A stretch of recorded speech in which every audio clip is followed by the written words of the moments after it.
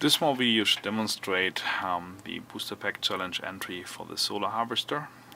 What you will see here is a small solar cell. It's mounted on a PCB with some circuitry in the back. I will show that in a moment. The solar cell is rated to deliver 3 volts at 18 microamps under indoor light conditions of about 200 lux. That kind of rating would be good enough to power an MSP430 in low power mode, but it's not good enough to actually drive the whole device on the active mode.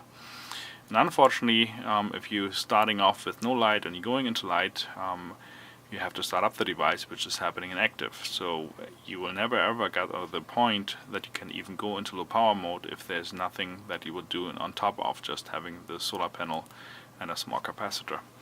So what I've used is there's an TI device called a TPS62120. It's a high efficiency buck converter. It's a really tiny, small 8-pin device in the center.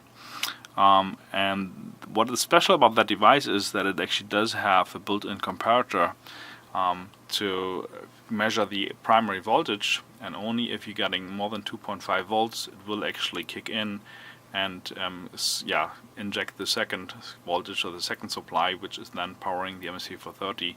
In this case we bring it down to 2.2 volts.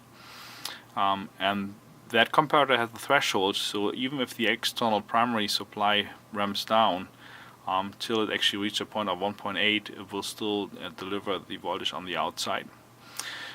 So I've used that part to power the device, and I've written the software that actually goes into startup, configures the device, and then actually goes back into sleep mode so that you actually have enough energy.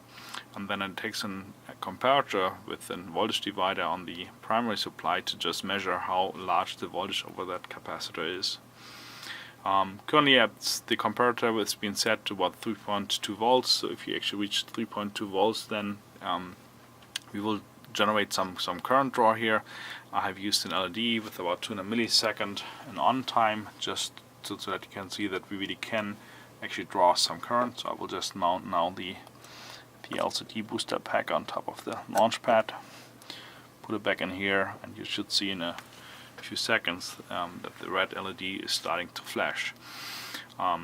Since I'm actually measuring my primary supply, I really know how much light I actually have, and in this case I can change the frequency on the LED depending on how much light source I put on there. So if I'm, for example, now bringing the light source a little bit closer and I'm injecting more energy into the solar panel, you will see that the frequency goes up on that LED. If I now reduce the light source or bring it in more distance, I will generate less energy or harvest less energy on the solar panel, and in this case the frequency adapts automatically to that kind of new light condition that we have here. Thanks for listening.